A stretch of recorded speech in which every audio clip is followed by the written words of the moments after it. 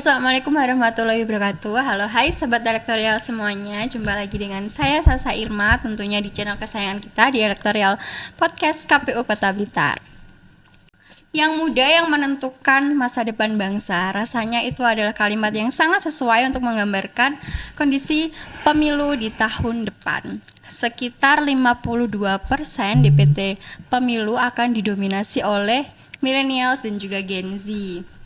Adanya bonus demografi di satu sisi juga membuat suara pemuda jelas sangat menentukan masa depan bangsa ke depannya. Pemuda menjadi agent of change yang akan menentukan nasib bangsa Indonesia ke depannya. Dan kali ini saya sudah ditemani oleh dua orang yang sangat luar biasa dari Jubir Warga. Dan kita akan membahas tentang pemuda, demokrasi, dan juga pemilu. Oke, bisa diperkenalkan dulu. Dari siapa nih? Kamu coba ya, dulu. Yang muda dulu ya.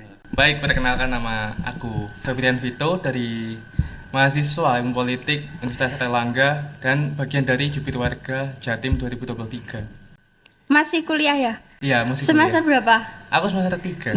Ya ampun, masih banget. Dedek banget ya. Keren. Terus Mas Vito. Iya. Ya, Mas Vito. Oke, aku Ubed Fandi Nasrullah. Kalau biasa dipanggil Ubed ya. Terus aku fresh graduate Iya. dari Universitas Negeri Malang dan sekarang ini aktif di Jubir Warga juga sama kayak Vito. Kita ternyata satu alma mater dong. Oh iya dah. Wah. Mantap. Selamat datang di Elektorial Podcast KPU Kota Blitar ya. Wah. Luar biasa. Top. Top banget. Ini juga first time ke Blitar sih sebenarnya. Gimana kabarnya hari ini? Ini lagi panas banget loh ini. Lagi masa-masa kampanye. Gimana nih kabarnya kalian? Ya, untuk kabar sendiri dari aku sendiri ya. Yeah. Ini juga masa-masa kampanye juga dari pemilu, dari kedepannya nanti untuk pemilihan presiden maupun wakil presiden yang telah memaparkan beberapa gagasan-gagasan, terutama kemarin juga sempat di UNER juga memaparkan gagasan antara dari calon presiden dan wakil presiden. Itu memaparkan gagasan di situ dengan ya memberikan suatu peranan sendiri lah bagi mahasiswa juga, terutama juga saya sebagai mahasiswa. Jadi untuk nantinya bisa mengerucutkan untuk memilih salah satu capres dan cawapres. Vito ini berarti ini nanti pengalaman pertama atau sebelumnya udah pernah memilih? Milih pertama ya. Pengalaman pertama saya selaku pemilih pemula. Pemula ya? Iya. Gimana nih pemilih pemula? Excited gak sih kedepannya ini kayak gimana kamu perasaannya pertama kali menggunakan hak suara?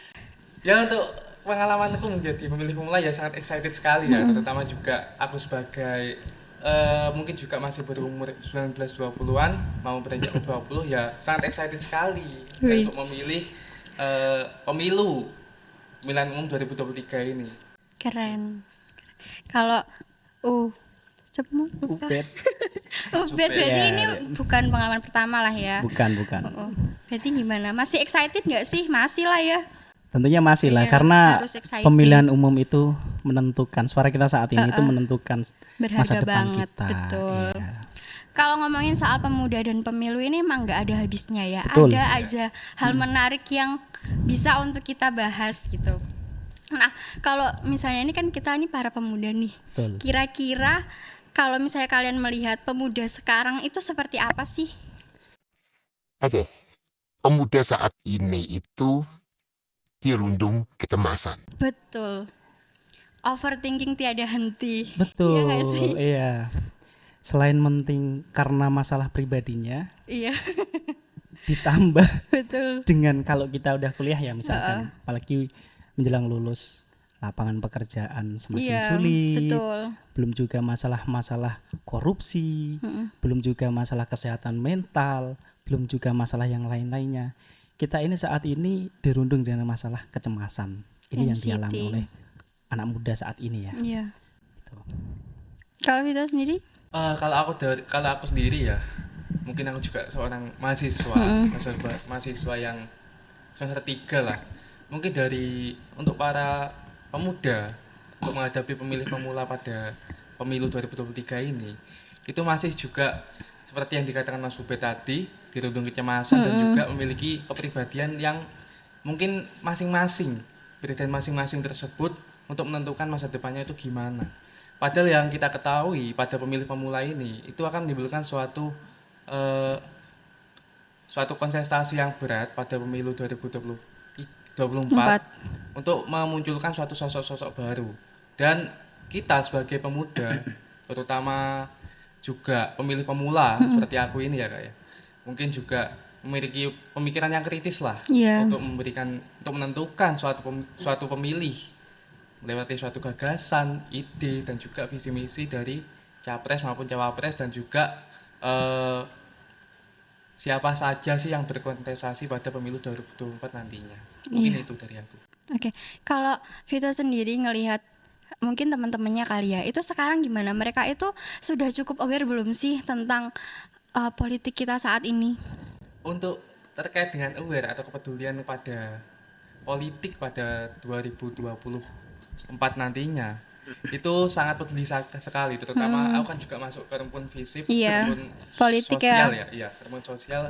Aku lihat teman-temanku sejauh ini lah, mereka juga memiliki suatu kepedulian yang sangat tinggi terhadap politik dan juga sangat mengikuti sekali lah apa saja sih yang isu-isu yang terjadi pada 2024 nantinya yang sangat jalan ini, terutama kita juga kemarin isu MK dan lain-lain dan juga mengangkat itu rame banget ya kemarin itu. Dan juga mengangkat beberapa isu-isu daerah terutama juga pemilihan kepala daerah di Surabaya lah. Saya kan lebih di Surabaya daripada di Tulungagung, jadi itu cukup aware sekali lah untuk teman-teman. Kalau Mas Ubed? Ini mungkin kalau Vito sekarang aktifnya di lingkungan kampus ya, jadi kalau orang kampus tuh biasanya kritis, aware sama berita. Apalagi ini anak politik nih, anak sosial politik ya. Nah, itu kan pasti sangat lebih aware banget gitu. Iya. Tapi ini beda loh sebenarnya. Karena kegiatanku sehari-hari kan berkegiatan lebih ke sosial ya, ke komunitas-komunitas. Karena memang aktifnya di situ. Ini perbedaannya ketika kita sudah lulus dari kuliah. Itu kita akan lebih fokus sama ya udah saya kerja aja deh. Iya, betul sih. Ngapain sih ngurusi politik? Nah, itu yang terjadi di luar sana. Iya, banyak sih yang kayak gitu. Pernah saya masuk Mbak di satu komunitas ya, gamers. Satu komunitas gamers, kita coba sharing tanya-tanya. Ya Pak, ini bentar lagi nih pemilihan presiden, pemilihan legislatif. Tapi mereka bilang, wes buat apa ngurusi kayak gitu? Wong mereka jadi pun ya kalau kita mau makan kita nyari uang sendiri. Iya. Mereka lo nggak peduli. Iya. Itu kayaknya pemikiran yang masih kuno, tapi sampai sekarang pun masih banyak yang punya pemikiran kayak gitu. Betul. Iya kan? Betul. Dan itu ada di komunitas yang serupa atau komunitas lainnya yang skupnya memang kecil-kecil seperti itu. Ini terjadi di luaran sana. Tapi coba saya tanya Mbak ke mereka. Loh, oke ya, saya tanya ke mereka. Kira-kira kalian merasakan ada hal yang menjadi masalah nggak di lingkungan sekitar? Mereka ngomong. Ada masalah. Mereka sulit cari kerja. Akhirnya banyak main game. Terus mereka merasakan hal-hal yang lainnya. Terus loh, ini masalah kamu, ini kan masalah sebenarnya masalah publik. Masalah yang harus diselesaikan. Cuma kamu yang merasakan itu. Nah, kalau kamu nggak aware, saya bilang gini, kalau kamu nggak aware dengan politik saat ini, masalahmu ini nggak akan selesai. Ya. Tapi ini yang terjadi ya, mereka apatis, bukan apatis, udah nggak mau bodo amat lah. Tapi mereka punya masalah unek-unek yang diluapkan. Iya. Nah, problemnya karena mereka ya sudah ngomong di komunitasnya aja, akhirnya masalah ini nggak sampai ke para calon itu tadi atau mungkin pemangku kepentingan dan kebijakan. Nah, itulah jubir warga. Tapi kita masih belum tahu tadi jubir warga itu apa sih sebenarnya? Ini banyak yang belum tahu apa. Oke.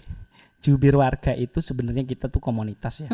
Komunitas yang dibawa langsung oleh sindikasi pemilu dan demokrasi juga warga muda. Iya. Tujuan kita ada di sini adalah kita tuh berkumpul untuk diskusi dan menyerap masalah-masalah dari tingkat komunitas terendah, dari akar rumput kemudian kita bawa isu-isu sehingga dari masalah ini kita kumpulkan jadi isu-isu kritis dan krusial, terus kita bawakan untuk menantang para calon kandidat legislatif ini, bagaimana gagasan-gagasan mereka, ide-ide sesuai bisa nggak nyelesain masalah ini. Karena kita jujur ya, udah lelah lah dengan gimmick-gimmick politik atau politik kefiguran gitu. Tapi kadang apa yang kalian sampaikan, maksudnya kayak kita nih ya, anak-anak muda ini biasanya kalau misalnya menyampaikan gagasan atau opini itu biasanya dianggap kayak apa sih anak-anak muda ini ikut-ikut gitu nggak sih biasanya sama orang-orang kayak elit politik gitu loh. Iya kan? Kebanyakan gitu. Itu gimana menurut kalian? Mungkin kalau menurutku ya, itu ya kita bisa adaptasi terkait untuk bisa memberikan pemahaman kepada para elit lah, untuk memberikan suatu pemahaman yang cukup baik lah. Misalkan kita juga membuat video terkait nantinya juga nyenggol-nyenggol sitik lah sama pihak-pihak elit itu. Mungkin dari sepemikiranku juga terkait yang nantinya kita bisa mengembangkan lah salah satu komunitas kita melalui Jubir Warga ini. Kita memiliki beberapa isu yang sangat mungkin sangat krusial sekali lah untuk di bidang khususnya Jawa Timur itu sendiri. Mungkin bisa dijelaskan nanti Mas. Jadi Jubir Warga ini Mbak, kita nggak hanya di Jawa Timur. Oh gitu. Kita ada di Jawa Timur, Jawa Barat, dan DKI Jakarta. Jadi setiap daerah regional itu ada isu krusialnya masing-masing.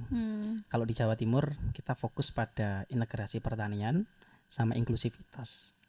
Itu menyangkut, kalau inklusivitas ini lebih ke akses ya, akses semuanya, nggak cuma disabilitas tapi juga tata ruang kota, transportasi. Berarti memang cukup luas ya? Iya, cukup luas. Dan ini kita belum lihat nih caleg-caleg divisi misinya di balihonya besar tapi nggak ada nih. Tapi kosong. Cuma ayo mohon doa dan dukungannya. Cuma gitu toh ya. Iya. Ya jadi cuma ya gitu doang, nggak ada apa ya cakupan visi misinya nanti untuk dibawakan ke pemilu 2024 nantinya. Yang terutama juga masalah-masalah yang terutama di Surabaya itu juga banyak terkait transportasi juga, disabilitas dan juga tata ruang kota yang masih macet sekali. Iya, betul. Bahkan juga perubahan iklim, terutama juga di daerah yang dekat sini, Tulungagung juga Blitar itu kan juga terutama jalan yang dipermasalahkan. Kita punya wisata yang sangat baik, sangat bagus, tapi nggak bisa jalannya itu tidak bisa diakses untuk masyarakat. Jadi kurangnya suatu pemeliharaan lah terhadap tata ruang kota yang diselenggarakan oleh pemerintah. Betul. Berarti kalau di Surabaya itu memang masalah terbesarnya di situ ya, kayak tata ruang kota itu tadi ya. Iya. Dan harapannya nanti pemimpin itu bisa lebih memperhatikan hal sedetail itu, ya kan? Oke, besarnya jumlah pemilih muda nanti di pemilu 2024 ini sejalan dengan kondisi Indonesia saat ini yang mulai menyongsong bonus demografi. Kalau yang saya baca di tahun 2030 nanti akan ada 69 hingga hampir 70% penduduk Indonesia itu ada di usia produktif. Tentunya ini akan jadi momen yang sangat menguntungkan untuk kita juga. Ini kesempatan emas yang gak datang 2 kali. Jadi kita harus benar-benar memanfaatkan dengan baik biar kita itu bisa keluar dari middle income country jadi high income country dan jadi negara maju. Dan ini semua tuh ada di tangan kita nih, anak-anak muda, ya kan? Tapi nyatanya sekarang ini banyak anak muda yang masih belum paham dan tahu tentang itu, ya kan? Kalau menurut kalian sebenarnya kita sebelum jauh bahas tentang bonus demografi nih, apa sih sebenarnya bonus demografi ini? Pentingnya tuh apa? Dan nantinya akan menguntungkan atau malah merugikan kita sebagai pemuda ini? Oke. Bicara bonus demografi. Iya. Bonus demografi itu lebih tepatnya menyongsong era Indonesia Emas 2045 ya, yang dicanangkan ya saat ini ya. Bonus demografi itu adalah bonus di mana usia produktif itu lebih besar dibanding jumlah usia non produktif. Artinya kita nih Gen Z sama milenial itu nanti akan mendominasi. Artinya orang-orang yang lebih produktif untuk bekerja itu lebih banyak ketimbang orang-orang yang tidak Non-produktif. non-produktif, misalkan udah usia manula Iya. atau balita atau masih anak Mm-mm. kecil gitu. Aku melihatnya sebagai ini sih Mbak, tantangan sebenarnya. Iya. Tantangan. Mungkin kita memang bilang ini bonus, tapi tantangan. Iya, tantangan besar banget loh ini. Nggak hanya untuk kita yang muda-mudi, tapi juga untuk pemerintah juga. Betul. Iya kan? Karena ini tantangan. Bayangkan kalau kita tidak bisa mempersiapkan dari sekarang, termasuk momen pemilihan umum ini adalah awal sebenarnya untuk kita melihat, mempersiapkan, menyambut era tersebut. Mm-mm. Kalau tidak dipersiapkan, misalkan dalam tanda kutip lapangan kerja saja, Mm-mm. orang usia produktifnya banyak. Iya, tapi lapangan kerjanya sedikit. Iya. Misalkan kita asumsi sekarang Masalahnya ini. banyak lagi nanti. Sekarang sekarang ada 10 calon kandidat Hmm. yang bisa bekerja ya. Lapangan pekerjaannya cuma 5 misalkan. Iya. Tapi nanti di bonus demografi itu bisa 50 Bisa berkali-kali yang lipat. merebutkan 5 Iya, itu. betul. Nah ini kalau nggak dipersiapkan, Hmm. ini akan jadi beban negara. Artinya Jadi orang-orang masalah lagi ya nanti. Orang-orang yang kemudian tidak mendapatkan pekerjaan ini akan jadi problem nanti. Iya, betul. Kayak gitu. Betul. Kalau itu gimana? Oh ya, kita lihat dari beberapa keadaan ya yang mungkin kita berikan kepada untuk masa depan nantinya. Memang dikatakan Mas Ubed itu benar, bonus demografi bukan hanya sebuah bonus, tapi sebuah juga tantangan bagi kita sebagai generasi Z atau generasi milenial, terutama juga aku sendiri dan juga teman-temanku mahasiswa kan juga generasi Z juga yang nanti juga mengembangkan beberapa potensinya lah untuk masa depan. Dan juga ada sebuah tantangan juga dari pemerintahnya itu sendiri, bagaimana cara mengatasi Indonesia Emas 2024 nantinya. Yang itu juga menjadi tantangan gimana pemilihan umum 2024 ini menjadi tonggak awal Iya, betul. untuk Setuju. mencapai kesuksesan dan mencapai Indonesia Emas 2045 nantinya. Dan juga dari segi kita sebagai generasi Z atau generasi milenial, kita juga perlu mengembangkan suatu pemikiran lah untuk kedepannya nanti kita mau kemana, mau jadi apa, dan juga memberikan suatu potensi lah untuk negara. Mungkin dari aku itu.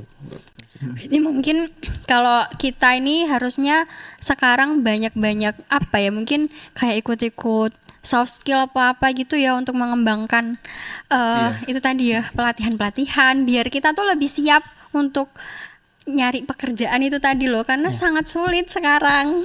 Ya kan? Oke. Kira-kira nih apa ya yang bisa dilakukan pemerintah untuk menyambut itu nanti Indonesia Emas itu loh tahun 2045 itu. Kalau menurut kalian tuh apa? Oke, kalau menurutku ya, untuk menyambut Indonesia Emas 2045 nantinya, perlu adanya suatu transformasi perubahan.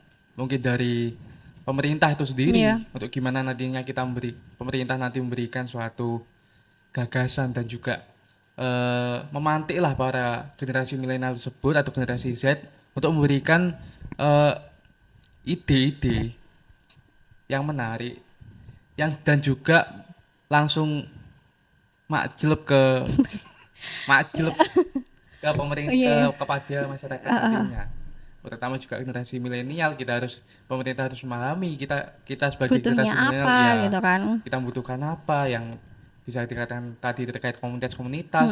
Misalkan nih kita suka gamers, berarti kita juga haruslah pemerintah itu untuk menyupport gamers. Dan untuk gamers sendiri juga perkembangannya di masa sekarang juga sangat baik sekali. Kita mengikuti beberapa lomba-lomba bahkan di Asia, lingkup Asia Tenggara ataupun Asia dan juga dunia. Dan juga misalkan kita memiliki komunitas lah sepeda, kita bisa mengembangkan beberapa skill yang bisa dilirik lah untuk pemerintah. Oh gini, pemerintah itu harus mempertimbangkan lah beberapa komunitas dan juga beberapa perkumpulan untuk organisasi untuk mengembangkan mereka.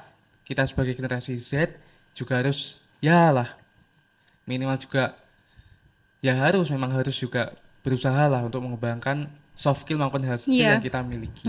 Betul, Ini betul. dari aku. Kalau apa yang perlu dilakukan pemerintah ya terkait dengan bonus demografi, saya rasa kalau kita tarik dengan saat ini pemilihan umum saja, Iya. pemerintah harus bisa melibatkan penyelenggara ya, dalam artian penyelenggara bisa melibatkan seluruh komponen-komponen masyarakat, khususnya anak muda. Yang saat ini terjadi, ada perubahan perilaku Mbak, Iya. yang terjadi dengan kondisi Gen Z ini, yang mana kita cenderung lebih memilih enggan untuk berorganisasi, tapi lebih cenderung di komunitas. Iya, iya, betul, betul. Di komunitas. Nah sehingga, tapi komunitas ini belum terafiliasi atau belum tersampaikan tentang masalah misalkan pendidikan politik. Justru pendidikan politik atau kerjasama sosialisasi itu lebih di lingkungan kampus, organisasi-organisasi yang sifatnya sudah Formal terbentuk, gitu. nah, formal misalkan HMI, PMI dan sebagainya. Padahal secara pendidikan politik mereka udah lebih baik Iya, iya. dibandingkan dengan komunitas-komunitas Iya, yang misalkan ada di ya, luar ya. komunitas ya itu tadi ya gamers, skateboard dan sebagainya. Padahal mereka lebih membutuhkan. Nah ini sebenarnya tantangan.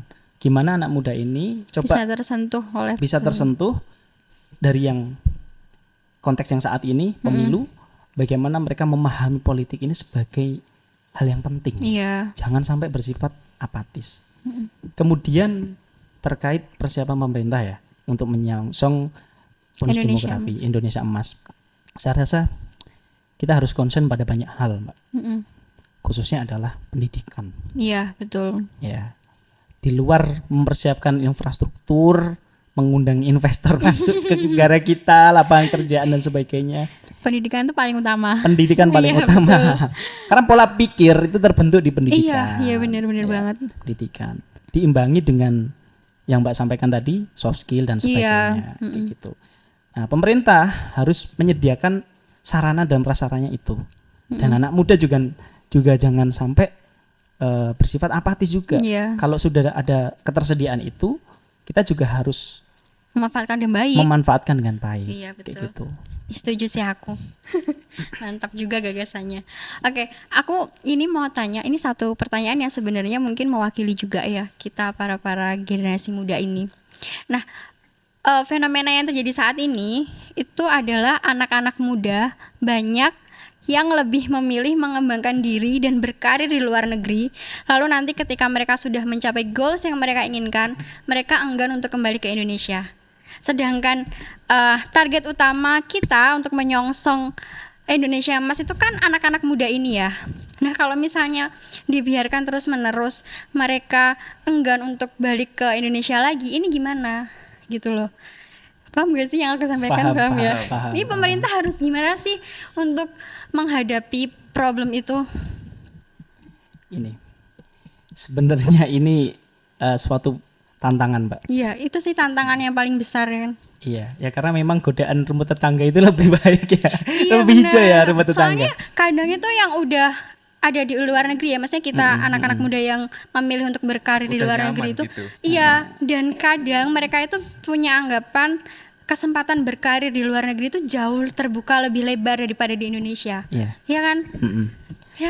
Realistis aja gitu loh. Sekarang di Indo aja nyari pekerjaan susahnya minta ampun. Kalau di luar tuh kayak gampang gitu loh. Iya. Iya kan? Sebenarnya pemerintah harus kerja ekstra untuk hal tersebut. Mbak. Kita harus memfasilitasi banyak hal terkait itu. Iya. Salah satunya adalah pemerintah harus memberikan peluang lebih banyak bagi anak muda, support bagi kaum intelek yang khususnya udah belajar di luar untuk pulang ke Indonesia. Karena fenomenanya, kalau orang keluar balik ke Indonesia itu kayak berjalan di tengah hutan. Iya, paham aku. Iya. Bayangkan berjalan di tengah hutan, nggak tahu harus mau ngapain. Iya, benar. Sedangkan dari mereka dituntut untuk pulang.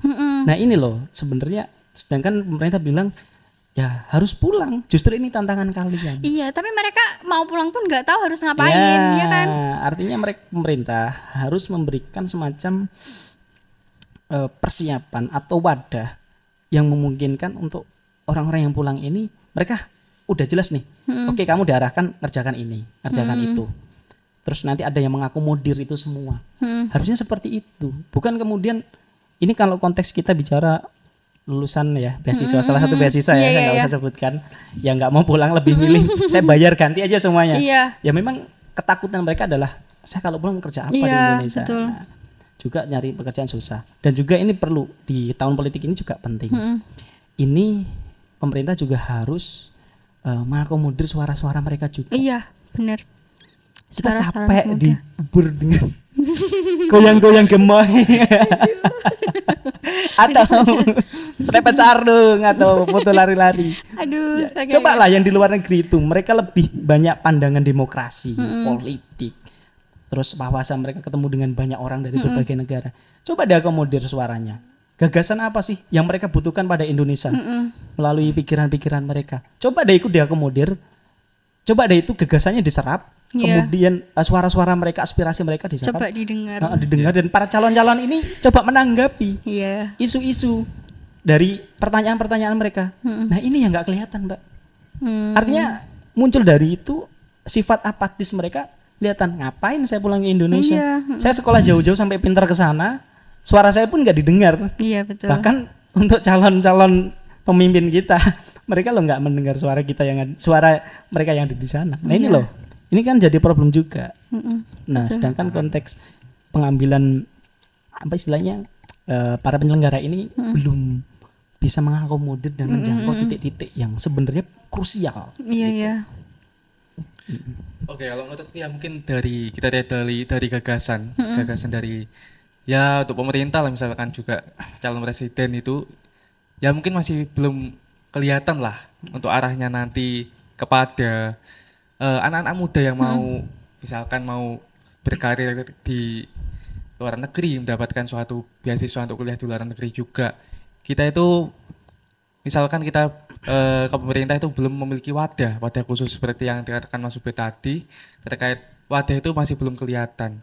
Seharusnya pemerintah ini juga memberikan wadah terkhususnya untuk nanti memberikan kepada anak-anak muda yang berkuliah di luar negeri, misalkan juga S2 maupun S3 itu juga ya sedikitnya memberikan wadah yang penting lah untuk anak muda yang ingin berkuliah di luar negeri, bingung gimana cara baliknya, padahal itu juga Indonesia perlu adanya perubahan. Iya. Yang aku bilang tadi, transformasi perubahan Indonesia Emas 2024-5. Wadah seperti apa? Menurut saya wadah itu cukup banyak sekali. Pemerintah harus memperhatikan itu semua. Yang terutama kita memploting lah, gimana pemerintah harus memploting. Misalkan nanti juga memberikan suatu wadah yang baik dan menarik untuk anak muda nantinya. Cukup banyak banget ya PR yang harus didengarkan oleh para calon-calon pemimpin ini nantinya. Karena memang semakin kesini itu semakin banyak hal yang harus dirubah gitu loh. Iya kan? Tantangannya banyak. Tantangannya semakin besar gitu kan. Nggak bisa yang kayak apa ya, benar-benar harus dipikirkan dengan matang nih. Betul. Gitu kan. Oke. Gimana Mas Ben, mau menambahkan lagi?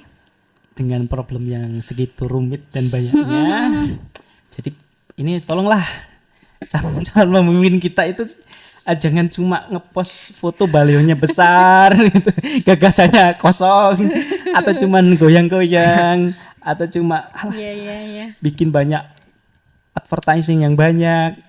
Tolonglah coba harus bikin gagasan yang gagasan yang jelas, terarah, terukur gitu lah. Negara kita nggak sesimpel itu loh problemnya gitu. Iya. Betul sih. Mas itu mau nambahkan lagi? Ya menurutku dari untuk pemerintah yang mau menyalonkan diri, misalkan menjadi DPRD mau DPR, ya kalian juga harus mementingkan suatu gagasan ataupun ide-ide, jangan cuma baliho besar yang terpasang di pinggir jalan ataupun itu. Kita dan juga harus memberikan suatu gagasan, terutama ide yang dicanangkan kepada anak-anak muda sebagai pemilih pemula terutama. Misalkan saya sendiri itu sebagai pemilih pemula, ya aku perlu gagasan untuk memilih kamu. Betul. Memilih kamu sebagai DPR maupun pres nantinya. Mungkin juga bisa ya saran lah untuk selalu datang kepada mahasiswa atau anak-anak muda, terutama juga komunitas dan lain-lain untuk memberikan suatu gagasan yang menarik, ide-ide yang baik dan ide yang terarah terukur untuk Indonesia 2045 nantinya. Soalnya juga tonggak awal ini. Iya, untuk betul. anak-anak muda. Benar. Ada yang mau ditambahkan lagi Mas Ubed? Sudah. Sudah. Oke, kita mau balik lagi nih. Tadi kan disampaikan juga ada beberapa orang di komunitas yang masih kurang aware ya tentang politik. Ini kira-kira apa sih yang bisa kita lakukan atau mungkin pendekatan seperti apa yang bisa kita lakukan nih selaku penyelenggara pemilu juga biar anak-anak muda ini kesadaran pemilunya itu lebih lebih bangkit lagi gitu loh, lebih tinggi lagi biar mereka tuh nggak yang bodo amat lah gitu. Apa sih kira-kira yang bisa dilakukan? Oke. Pertama untuk meningkatkan kesadaran ya, seperti yang saya sampaikan di awal tadi Mbak, para penyelenggara pemilu, stakeholder dan sebagainya, KPU, Bawaslu dan semuanya itu harus melakukan cara-cara sosialisasi yang sesuai dengan perubahan zaman. Gen Z yang saya sampaikan tadi, dia lebih suka komunitas yang nggak ada strukturalnya, Yang berdiri nyantai sama rata aja gitu ya. kan, Kita sama-sama aja, nggak ada ketua, Iya. nggak ada, pokok sama-sama aja.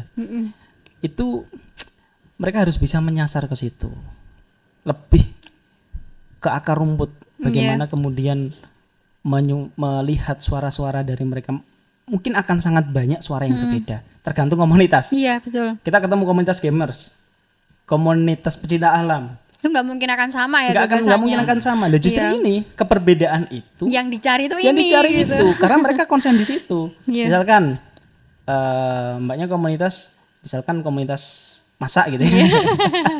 Atau komunitas yang lainnya lah. Ya kan pasti bicara tentang masalah yang dihadapi di komunitas tersebut. Betul. Dan itu berawal dari isu-isu ada di sekitar mereka.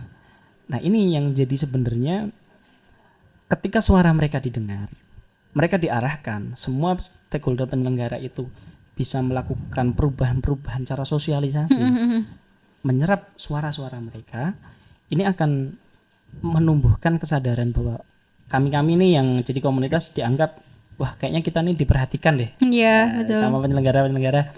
Jadi ayo kita berbondong-bondong nih, kita cari problem kita apa yang sebenarnya, kita sampaikan, mumpung momennya pas. Iya. Terus nanti kita diskusi bareng gitu. Nah, mereka nggak bisa seperti itu karena nggak ada yang merangkul. Iya, betul. Nah, itu tujuan Jubir Warga salah satunya kita berkolaborasi dengan Iya, KPU iya. ya. Kita dari akar rumput ke komunitas-komunitas seperti itu. Mas itu?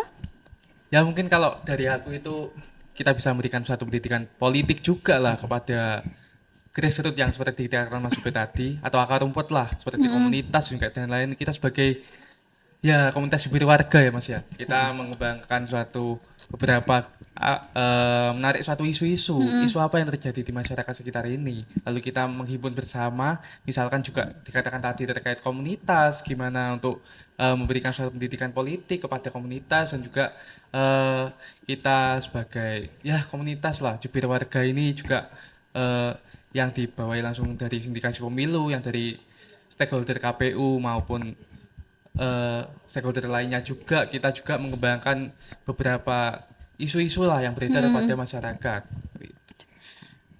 Sama ini Mbak, ada beberapa indikator ya atau cara-cara ya sebenarnya bisa dilakukan stakeholder para penyelenggara pemilu itu untuk menumbuhkan kesadaran. Pertama itu harus apresiatif. Iya. Apresiatif itu artinya gini, mengakui keberadaan anak muda. Iya, Itu yang paling betul. pertama. Bener. Jadi kita cuma jangan dijadikan, wah ini Gen Z nih, milenial nih, anak muda nih, wah. Cuma jadi sebenarnya cuma dianggap mereka sebagai ya udah anak muda. Iya. Coba deh apresiatif suara-suara kami, karya-karya kami itu diakui lah. Iya, betul. Nah ini fenomena kadang orang-orang yang lebih tua itu tidak mau mengakui Iya. anak muda karena takut posisinya terancam. Iya, mungkin lebih apa ya, lebih takut karena bukan takut sih, kayak mungkin mereka beranggapan apa yang kita sampaikan itu belum cukup matang, ya kan? Betul. Ya kan? Kayak anak muda ini tahu apa sih? Iya, Mereka betul. kalian kan masih Anak bau iya, kencur gitu. bener, Kemarin iya sore kan? gitu ya. Kemarin sore tahu apa gitu. Bener sih itu. Kemudian juga harus menghormati hak. Artinya menekankan pendekatan yang berbasis hak yang mengakui kaum muda sebagai agen perubahan. Iya, penting sih itu. Ini. Jadi anak muda itu berhak untuk berpolitik, untuk bersosial, untuk berkarya, Iya. untuk berwirausaha, untuk bekerja dan sebagainya. Diakui haknya. Dan kita semuanya itu harus menyadari bahwa justru para kaum muda ini adalah penerus tongkat estafet perjuangan atau betul. keberlanjutan bangsa ini. Terus kemudian harus transparan. Ya, itu Keterlibatan jelas itu, sih ya. Terus harus akuntabel. Iya. Terus ramah pemuda, relevan dan terarah. Betul. Sama mungkin inklusif. Artinya memastikan semua anak muda itu dapat berpartisipasi ya tanpa memandang usia, latar belakang semuanya, organisasinya, agamanya dan sebagainya. Kayak gitu. Terus harus ada fleksibel dan terbuka untuk inovasi. Artinya anak muda ini kan tipenya kerjanya nggak mau ribet ya. Iya. Iya. Kayaknya simpel aja Simpel. gitu. Nah, kalau semua hal-hal itu tadi bisa diwadahi ya oleh pihak-pihak yang sekarang berkepentingan, saya rasa teman-teman ini akan aware untuk ikut ayo ngopeni bangsa nih dewe. Iya, Ayo betul. ngopeni daerah misalkan yang dari Tulungagung, ayo kita gimana caranya membangun Tulungagung, ikut kontribusi membangun Tulungagung atau membangun Kota Blitar. Iya. Atau Provinsi Jawa Timur atau Indonesia kayak gitu.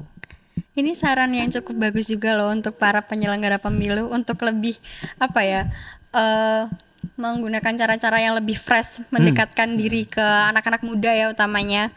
Ih, keren banget ini gagasannya. Ih, keren pokoknya mah. Sebagai anak muda yang pastinya kalian tuh punya apa ya, mungkin memimpikan sosok pemimpin seperti apa sih kalian ini, dan harapan kalian untuk Indonesia ke depannya itu seperti apa? Aduh, ini sulit ya. Oke, dari aku Iya, ya. sulit. Seperti apa pemimpin pada masa Iya. depan nantinya? Terutama juga yang kita sebutkan tadi, gimana kita ke depannya untuk generasi Z pada Indonesia emas ya. Ya mungkin dari aku itu kita butuh suatu transformasi perubahan. Dari misalkan kita memilih salah satu presiden atau wakil presiden itu ya untuk gagasannya harus pas dan harus baik.